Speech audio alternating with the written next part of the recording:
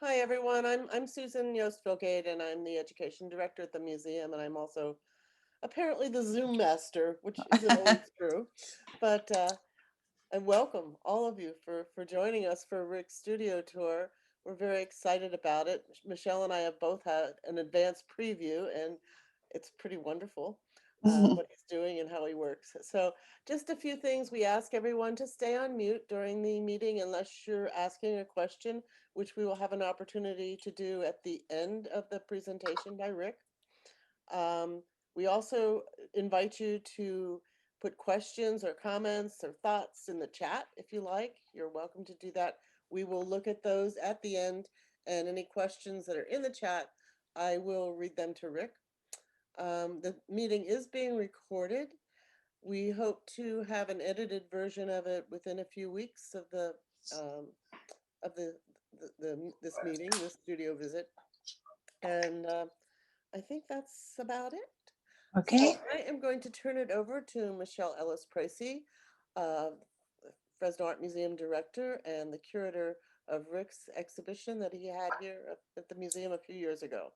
So Michelle, it's all yours. Okay. And I'll say good afternoon to everyone as well as Susan. And you know who I am and what I do. I am the executive director and the chief curator at FAM.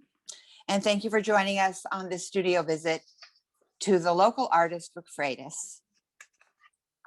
I have a few words. I have a backstory to begin the presentation with.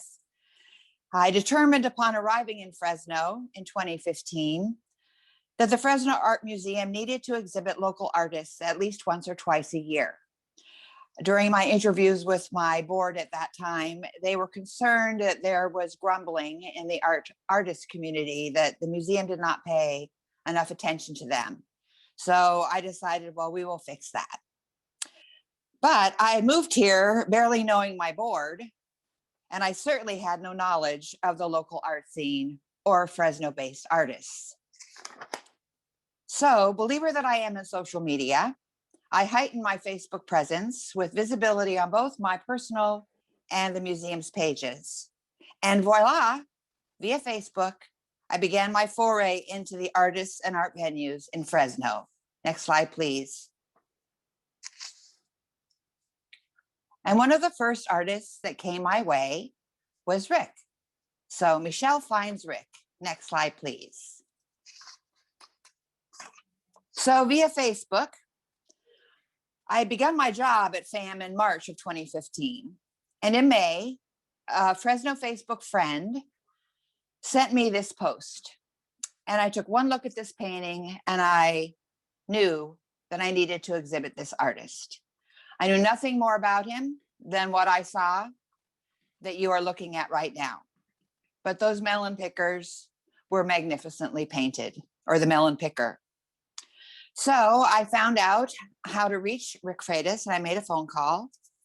And I set an appointment for a studio visit several months hence because being brand new to Fresno, I had a whole museum to get a handle on and learn who our constituency was and learn who helped us with funds. So for the first few months, I was immersed in that. So I did call Rick. I did offer him a solo exhibition in our Meridian Gallery, which had been reserved for me as the new chief curator to put a show into soon after my arrival. And I met with Rick. So next slide, please. So Michelle meets Rick. So my first studio visit was in September of 2015. Next slide, please. I was brand new to the Central Valley, although I had spent many years visiting Bakersfield because my husband's family is from there.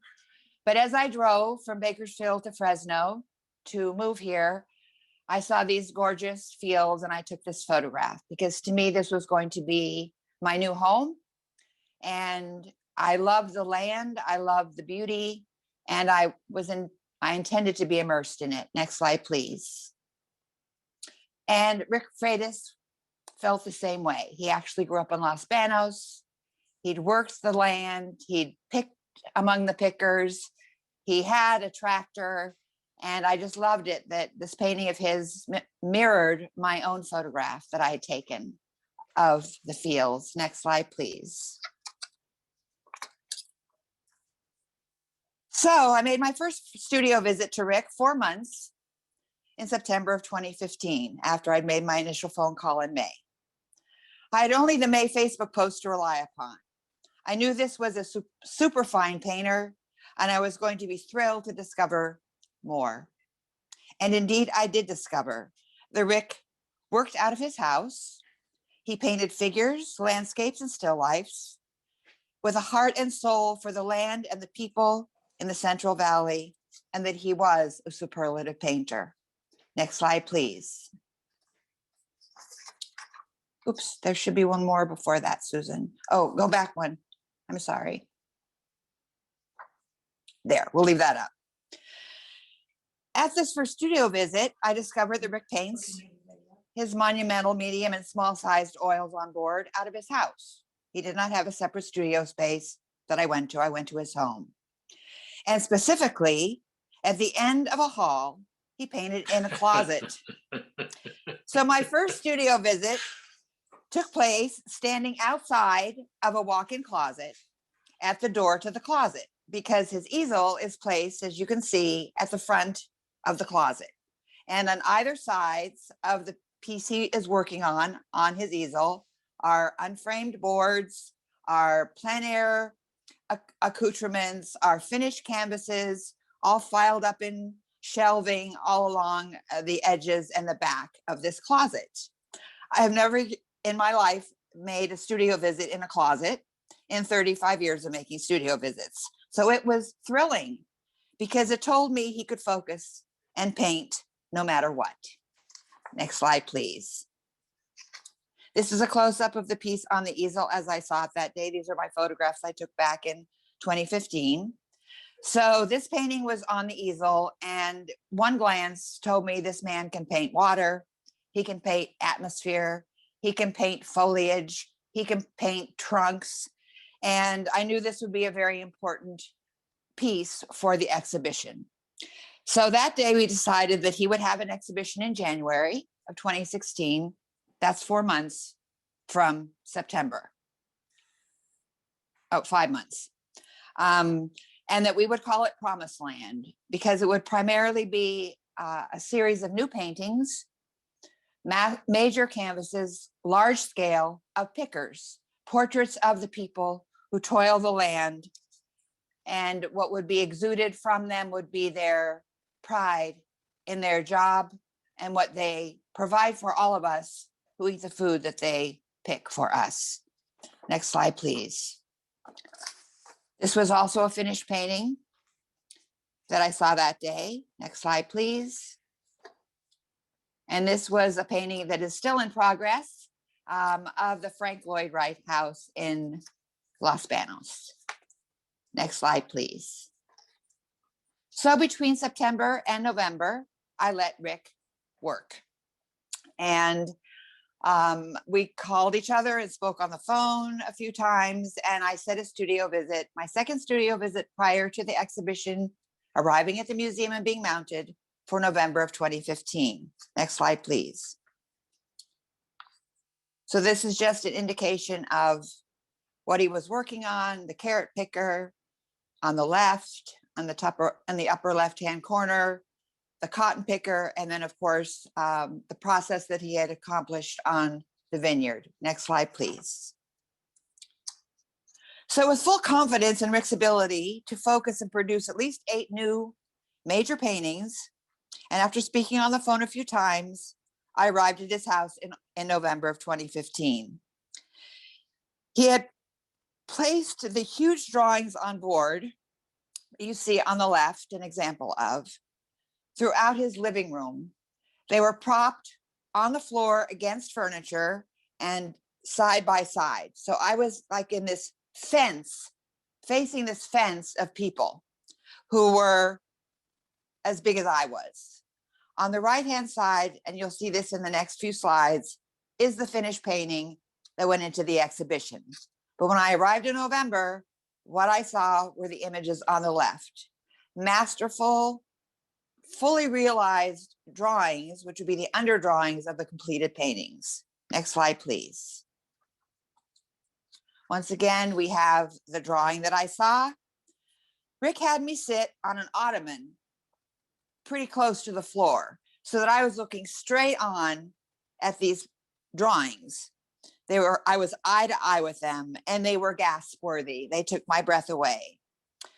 But my first reaction was, OMG, these are drawings, and his exhibition is in 4 months, and he's got to make them completely realized paintings in 2.5 months.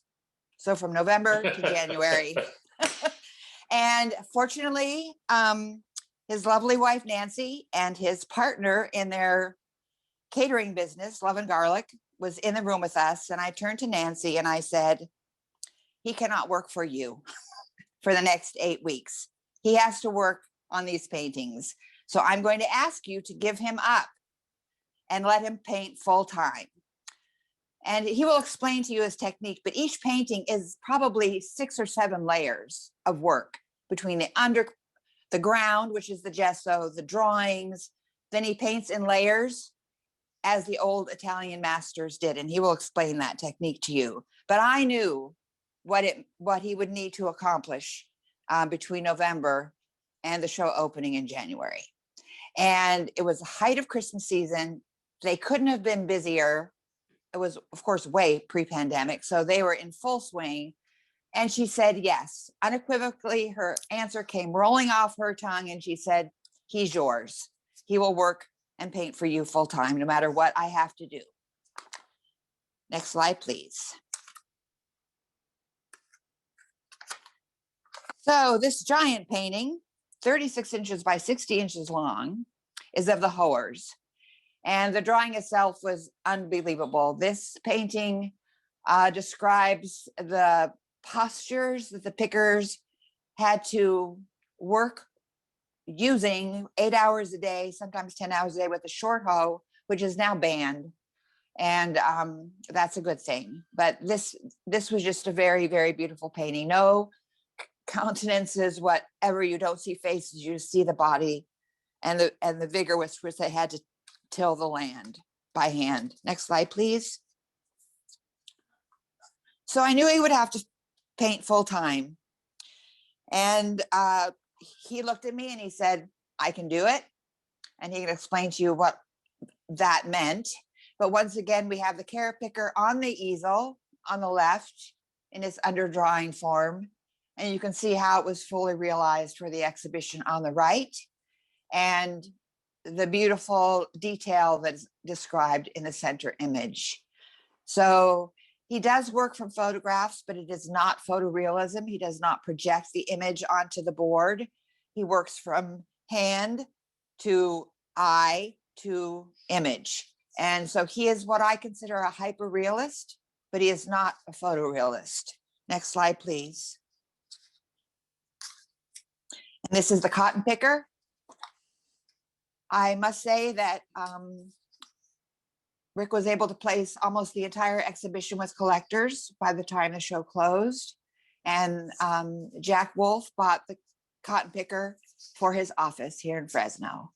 And so here she is in the drawing. You can see the carrot picker peeking out over the top of the drawing, second drawing, and then the finished piece on the right. It was very monochromatic. It was the most monochromatic of the figures. Next slide, please.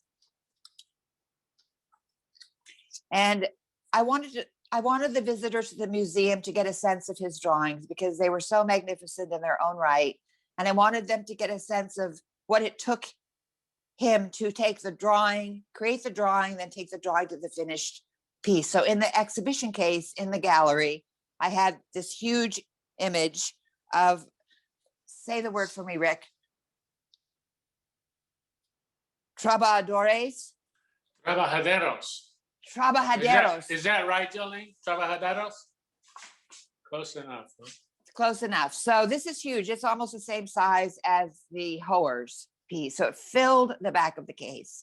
And in front of it, I put things that Rick works with every day out of his studio, his apron, his palette, a mixture of brushes, some of the photographs that he works from, and also the image of the closet. So you could get a sense of this artist at work in this case. And then I have the same image in front of his easel showing you his palette. Next slide, please. There it is. Oh, thank you. Spanish, I do not know. So this is the final painting. It was finished, of course, after the show is over. It's magnificent. I love that he puts these people in our space. So the first figure on the right is standing right in front of us. I mean, we're right there with him, and the line extends beyond. So next slide, please. So I'm just going to show you some more paintings by Rick that have not really been seen since his show at the museum that are just as beautiful. Next slide, please. And Nancy has allowed Rick to now not only work out of the closet, but also move into the living room. So he has 2 studios in their house. Thank you, Nancy. What a sacrifice, but you're surrounded by beauty no matter what. So this is a shot of Rick's beginning of a major painting on the easel, and he typically does a smaller study to work out any compositional kinks or how he might handle the surface or the palette he will use. Next slide, please. So these are paintings finished since his show. This is the Carrot Bundler. And once again, I'm showing you the underdrawing on the left, the process in the middle, and the final painting on the right. Next slide, please. And this piece won an award in the Arts and Agriculture exhibition that the Fresno Arts Council puts on every year. This is called the Carrot Loader. I've never seen this one, but it's also as big as the Hoers, 60 by 48. And the detail in this is magnificent. Once again, we're right there behind the truck. We're with the 2 men on either side as they send the carrots up into the loader. So it's a very visceral feeling when you stand in front of one of his paintings. He puts us there with the pickers and the workers. Next slide, please. Which makes them all the more powerful. This is another painting. It's called the Melon Harvest, and it's a 41 by 21. I think this is a magnificent composition with the machinery anchoring the middle ground, and you can walk with the pickers of the melons right up to the machine. And there's a freedom to the painting of the melons in the foreground with the center channel quite realistic. It's just a gorgeous, gorgeous composition. Next slide, please. And I love it that Rick works small, but he paints big. So in this little tiny size of 11 by 14, he's filled the entire board with this cotton gin.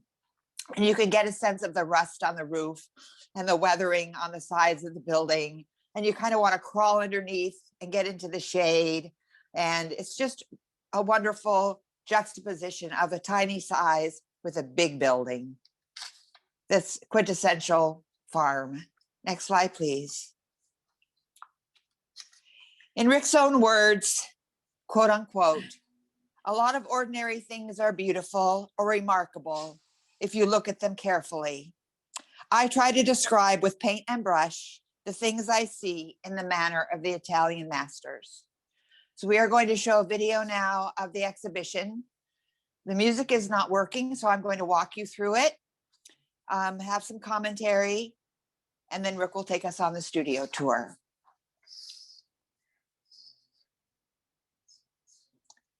So this is the entrance to his exhibition entitled Promised Land.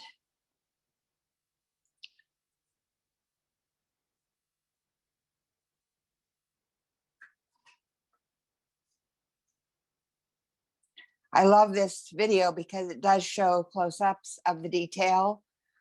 So you not only get a sense of how they worked together, hung together, but also you get to see his brushstroke, which is glorious in its own right. I like people to get right up close to canvases. Of course, I borrowed back the melon picker. This was pretty much one of a few new old paintings that I had in the show previously done.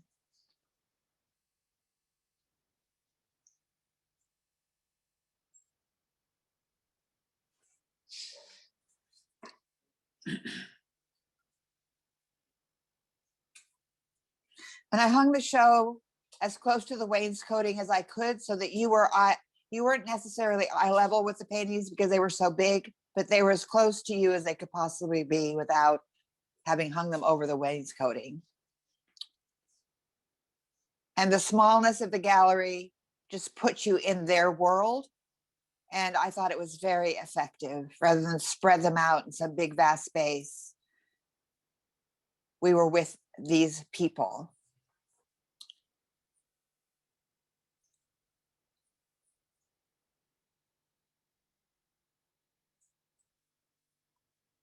This is a detail.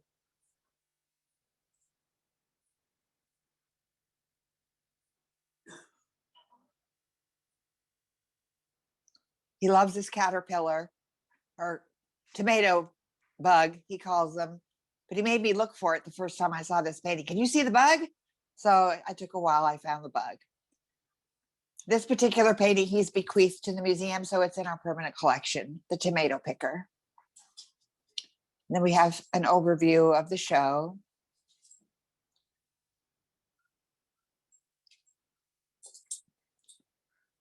This is a frontal view of the case.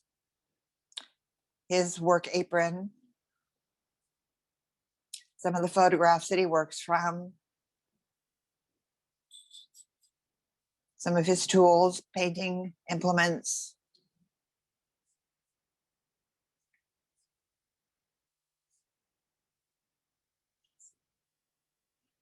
I put the essence of Rick into that case. The night of his opening, he was in that room in the gallery for 3 hours. He couldn't even leave to get a glass of wine, which was great, but I brought him a glass of wine every once in a while.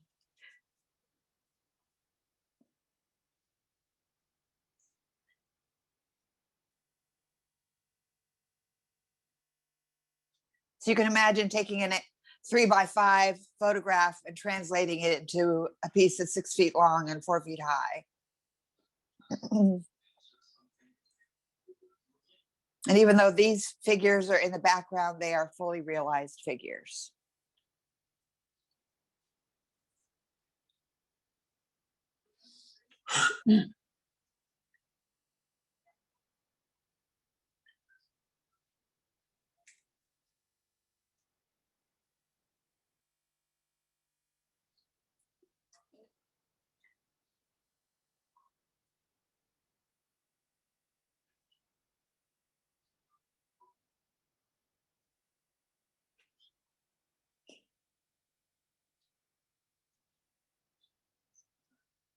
So that was the video of the exhibition. And most humbly, I will turn the event over to this master painter, good friend, Rick Freitas. It's all yours. Hello, everyone. I want to first thank Michelle and, of course, Susan for allowing me to be part of the Fresno Arts Studio Tour series that they do. It's quite a wonderful thing, and if you've seen them before, you know it's a great thing, and I hope I can attribute to it a little bit. So I'm going to first talk about my process. I paint on wood for the most part, and I put gesso mixed with marble dust, several layers, 5 to 10 layers on each piece. And it allows, for me, it allows porosity and tooth. So the paint really clings onto the wood, you know, from the gesso and marble dust. And I have a little sample here of this thing. I don't know if you can see, that's pretty thick on there, you know. And this, I usually paint on a wider piece of wood, and the next process is the drawing process.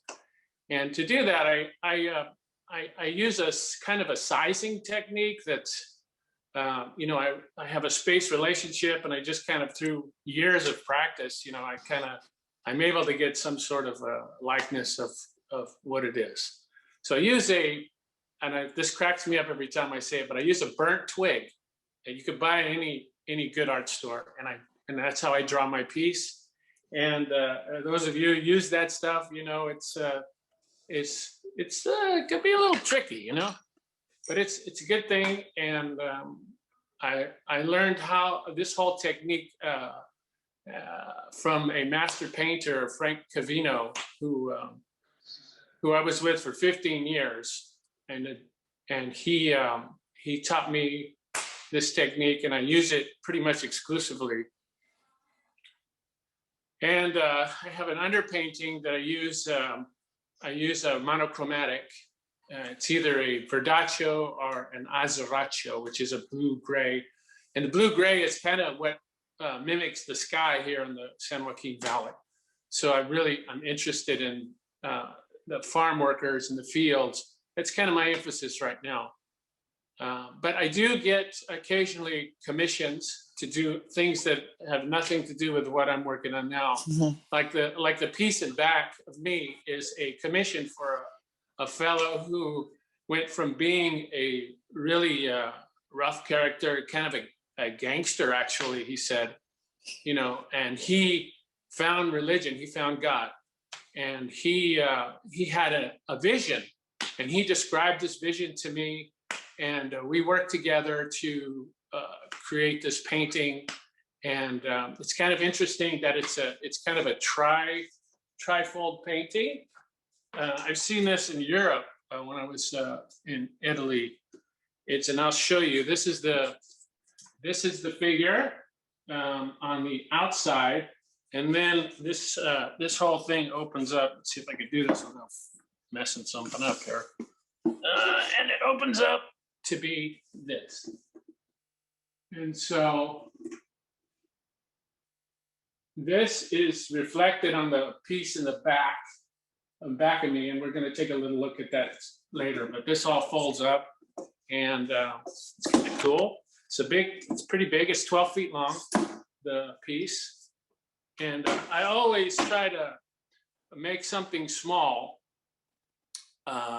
before I tackle the big stuff. So if I screw up something, it's a small mistake instead of a big mistake.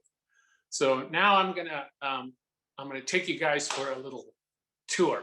So I'm gonna attempt to do this. Just walk around. So here we go. I'm gonna slowly turn this around here, and I hope. Michelle, are you there? Oh. Okay, yes. So kind of tell me if I'm pointing it in the right direction. This is the carrot.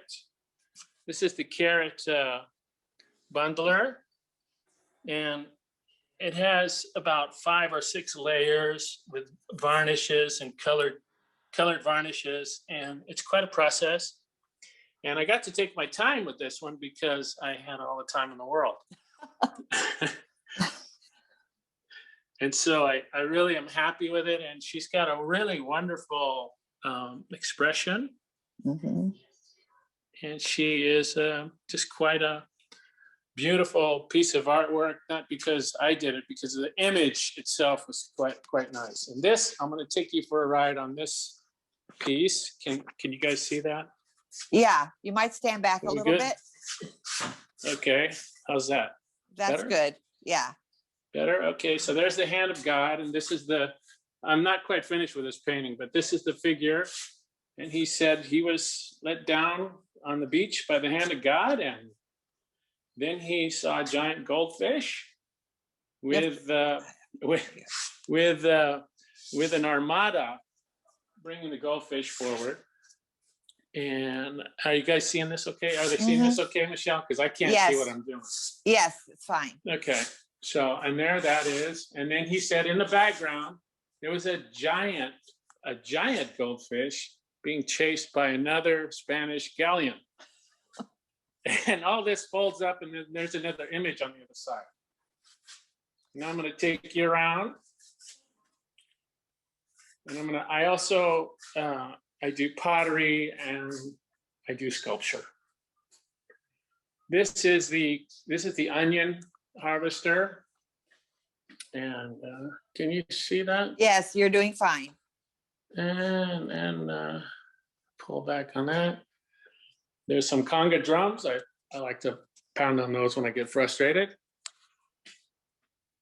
And here is the hoers using the short hose, which, you know, like Michelle said, it's banned now because it's back-breaking, terrible thing to put somebody through 8 hours a day in the San Joaquin Valley sun.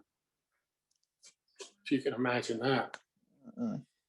Now we're gonna walk down the hallway.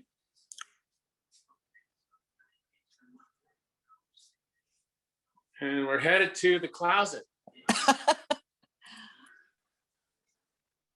It's not really a closet. It's a very small room. This is a piece I did for a friend of mine. They have yet to claim it. And this is the piece I'm working on now. Let's see, can you see? You need to look. This piece. Yeah. Okay, let's get a little closer. There. How's that? Okay. Good. Okay, this is the sun setting and on the west side. And this is a melon field seeded and watered and ready to pop. And this is another picture, Del Bosque field on the west side. I'm from the west side, so I'm kind of partial to the west side. And this is done with several layers of paint, and it's just got a nice undulating feeling, you know, for me. And this is my palette for this painting of the sunset.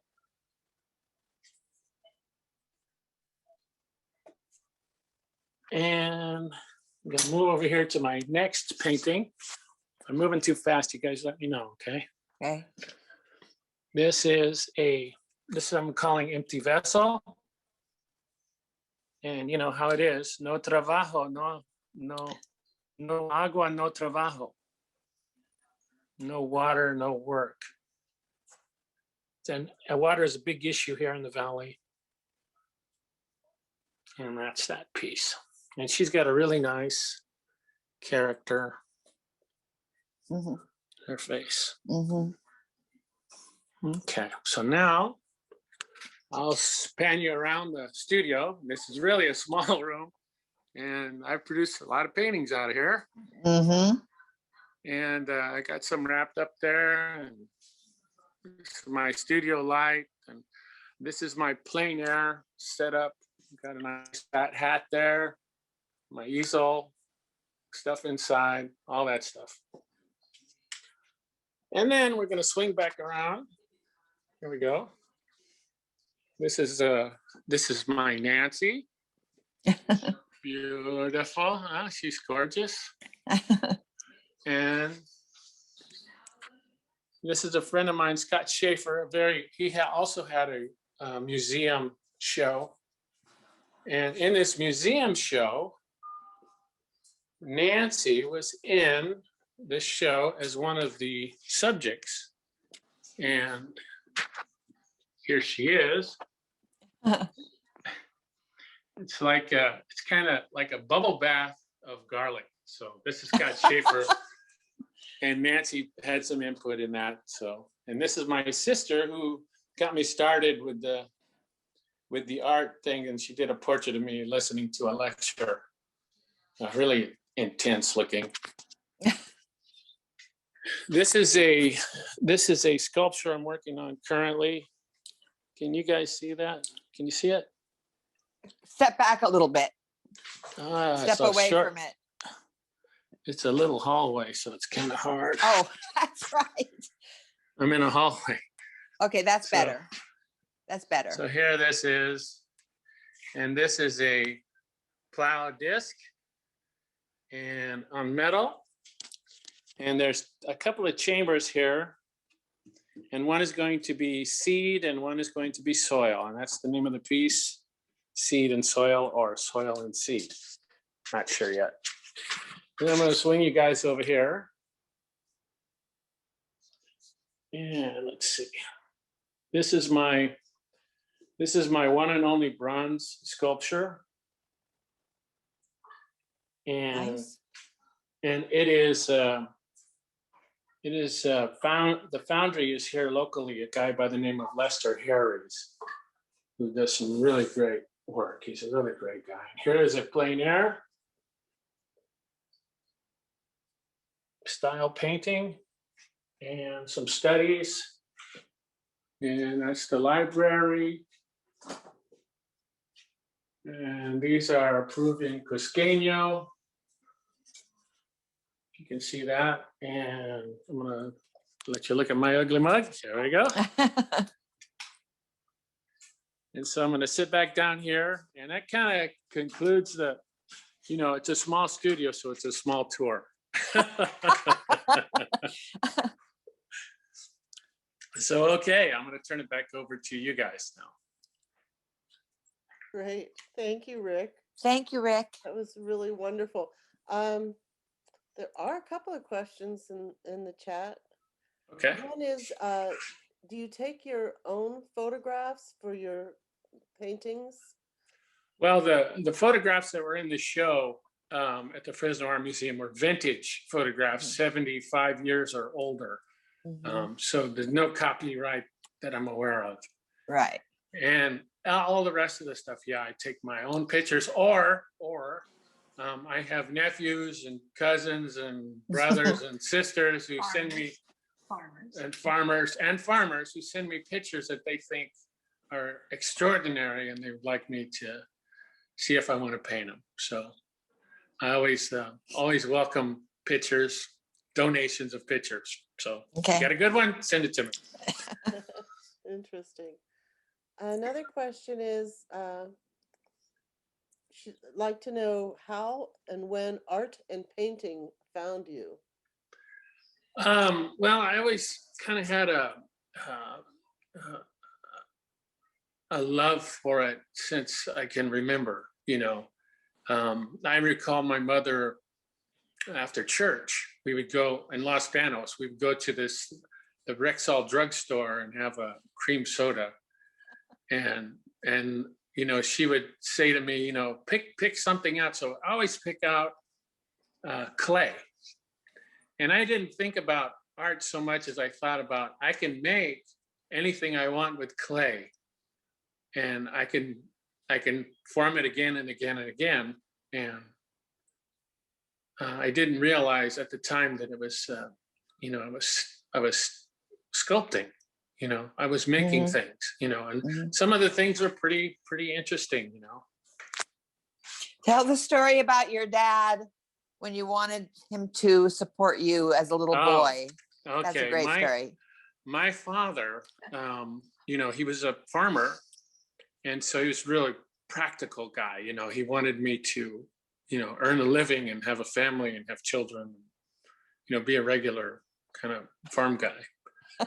And so, I told him, I'm really interested in art. I want a little commission to do something for the church.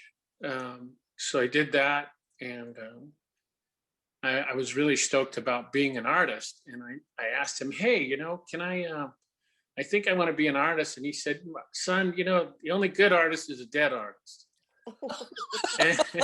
and so at the time, I was very young kid. And I said, that's not true. And he said, name me one that you know of that's making some money right now. And being from Los Banos, living on a farm, being 11, going to Volta School at the time, which is a nearby town, class of 50, the whole school. I'm not just talking about my class. And so I had a very limited knowledge of artists. So I thought my father's probably right, and I should just forget about it for 20 years, so I did. And kicked it back in when I started going to college. Cool. Another question? I think Let's see, were any since. of the photos inspired by George L.P. Ballas? No, not that I'm aware of. I mean, maybe it's some of the vintage ones. I don't know who took the photos. I just found them on the ether and verified the age. Oh, Can we ask questions verbally? Could you repeat that, Tom? Can we ask questions verbally? yes. Yeah, yeah. Go ahead, I don't Tom. know, maybe myself. Did you see the photo exhibit of Ernie Lares at the museum? I guess a couple of years ago. Some extraordinary photographs of mostly migrant Black farm workers from. He took those in the early '60s. Some of those photos would make extraordinary possible paintings for you. Oh, That's yeah, true. with them. they absolutely would. However, there's a copyright issue, and Yeah. unless I could get permission from the photographer himself, I really don't feel comfortable doing something like that. But they were great photos. They were just wonderful. Oh, I agree. did.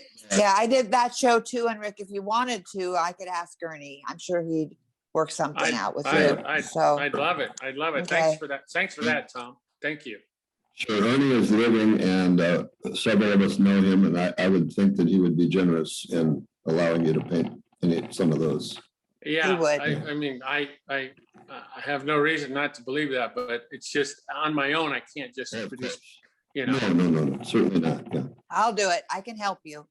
And you Thank have you, the time. Michelle. You're welcome. Great. What else? Anybody else? I'm just curious about your father. Is he still around, your dad? No, he never made it to even see any of my work. Aw. He passed away when I was pretty young. Yeah, I was just wondering. I was hoping he came to realize that you could be an artist. Yeah, that would have been a wonderful thing for them to see. Yeah. I have a Yeah. question.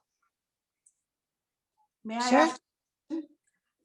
Rick did a series related to the photography of Curtis Yeah. and Indians, and I'm curious to have your a little discussion about that series. Yeah, I mean, I was really inspired by a book that I received for Christmas, called something like Edward Curtis Stories of Native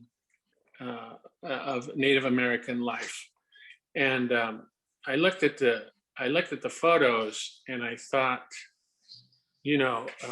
what a wonderful expression, what wonderful people, I was really moved by what I saw. So I started to sketch these things, and then I realized I should do a whole series of these things. So I did 10 of them, and I'm try to show you this little pamphlet. I did these paintings, these portraits of Native Americans. And my sister-in-law, Jolene Tellis, and I hung these 10 Native Americans at the River Park house, at the River Park house on Friant. If you guys ever been there, it's a really nice thing. And it was in their conference room.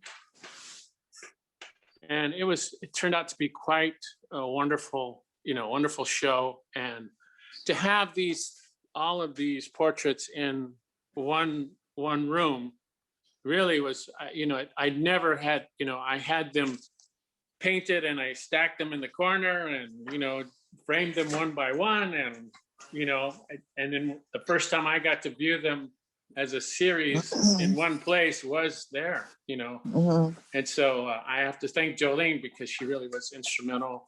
And then my Nancy did the food for the opening, which was phenomenal because she's the best. And, it was a wonderful fantastic. And I'm not just saying that because she's right here. I'm just saying that because it's true. It's true. Yeah. So she made some wonderful. What was the menu, Nancy? Early American. Early American menu. Yeah, we did. What did we do? We did salsa, ceviche. Salsa and ceviche. We And did polenta with a polenta, which is a corn thing. corn Yeah. thing. That's right. It was just great. It was just a great thing. I ate a lot, and we had a great time, and Great show. it was a great show. But the greatest show that I've done was at the art museum, and it was phenomenal. And you know, for an artist, for any artist to be in a museum show is the top of the pinnacle for an artist to be in. So it was my first real show, and my real, honest to goodness, big show. And it was thanks to Michelle and her vision and her trust. When she saw, you know, to do these paintings in that amount of time was a big challenge. And luckily I pulled it off. I was really praying every day that I could. You did. And I did. And I have to say though, what Michelle didn't tell you is when I delivered some of these paintings, they were wet. They were wet, and you know, and I had to handle them because I couldn't let anybody touch my wet paintings. Right. Framed but wet, you know. Yeah. And and because the varnishes take months to dry, you know, and so I didn't have months. I had a couple of months, you know, 4 months, which you know was pretty much impossible. Yeah. But she allowed it, and she was very gracious, and it was a very successful show. And except for the pieces you saw just now, everything sold. Yeah. So it was in that way, it was very successful. And you know, it didn't hurt that it was in the same building as photos of Frida Kahlo. I mean, that was a nice, it was a nice draw to get people in. Yeah. But it was really amazing what she has a book that you write, you know, little comments in for each show, for each gallery. And is that right, Michelle? Is it each gallery or is it the whole? It's a comment book, and people can just write whatever Yeah. they like in it about their experience. So and their the things that I really appreciated were people saying that this is my uncle, this is my father, this is my grandfather, this is my heritage. And that to me is the most important and moving thing, to be able to read comments. People, they would send me letters and sometimes even called and asked me about, you know, my inspiration. And it was quite a great experience to have for a new painter. You know, I had been painting probably 15 years to get ready to be on my own. And when my teacher, the master of the atelier I took for 15 years, told me, okay, you're ready to go out, go do your thing, go do it. And so I decided to you know, do my major work about the valley and how important it is to express myself, express how of the appreciation I have for the farm workers and the farms and the food that we produce in the valley. It's an amazing thing that we took this land, and through sheer guts and will and determination of the farmers, and through great work from the pickers, we're able to produce this food that comes out of this valley. It's just an amazing, incredible thing. And I don't see me stopping my goal to get these paintings produced for a while. I mean, it's such a wonderful, I could spend a lot of time doing this kind of work. So I hope you guys all, you know, enjoyed that. Because yeah, go ahead. I'm sorry. Well, that actually segues into a question that's in the chat. Is painting your career focus now? Well, you know, I have kind of a duo purpose. One is to paint I'm driven to paint. I have to paint. I need to, and I also want to teach. I want to teach this method because I think it's such an important thing. And although I'm not ancient, I'm not a kid anymore. So I think it's time to start, pushing forward and teaching others, young, old, doesn't matter. If you're willing to learn, you should learn. You should learn. And I could teach anybody how to do this because it's an academic style. It's not put a canvas in front of you and create. It's a step-by-step process. And my second career is being Nancy's head dishwasher and transport guy. Cook. So yeah, I do a little bit for her, and she's appreciative of it. And so hopefully she'll let me go at some point. But right now, especially because of the COVID, it's really hard to bow out right now. She needs help. So she's my spouse. I gotta back her play. I gotta back her up. Yep. That's great. Well, maybe after this COVID thing is over completely, we can talk about you teaching at the museum. That might be Yes. I'd love it. I'd love to do that. I'd love to. Yeah.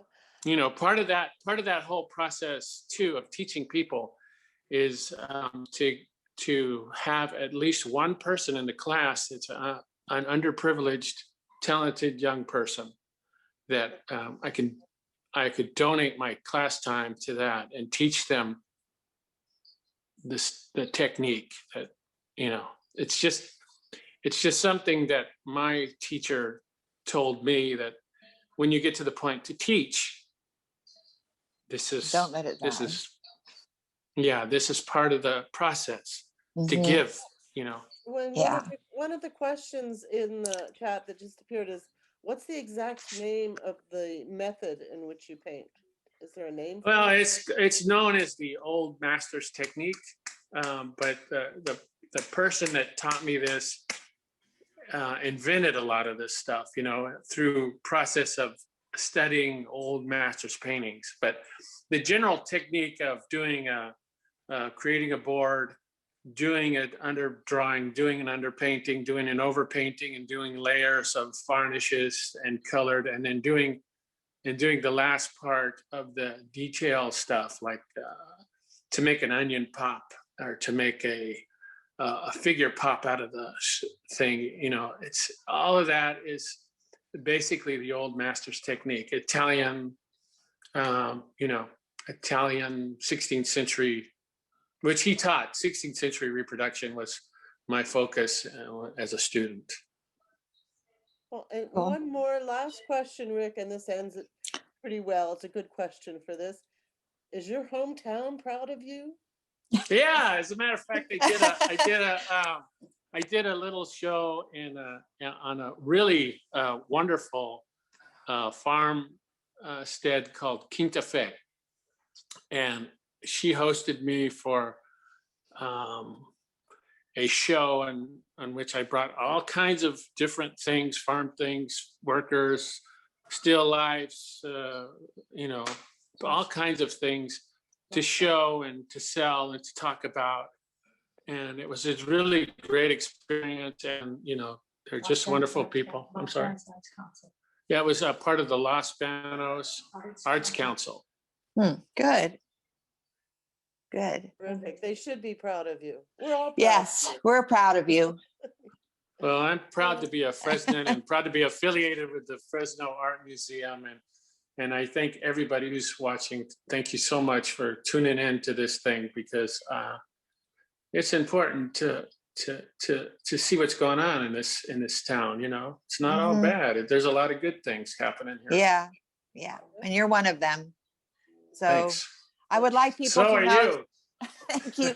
I would like to let people know that Rick is represented in our museum store with small pieces, and he is not represented by a gallery. So if you're interested in making your own studio visit once the pandemic is over and look at his work more extensively, I can hook you up with I can hook him up with your name and phone number and he can call you. But in Okay. this town, that's the way it works. But we're very pleased to have him as part of the store and represent him in Fresno. Well, thank Great. you, Rick, and thank you. Thank you, everyone, Rick. for- Thank you, Thank you, everybody, everyone. for being Thank here you. today. Thank you so much. Have a good rest of your day. Yes, have a Thank you. lovely Thursday. Mm. Bye. Thanks a lot. Bye-bye. Bye-bye. Bye.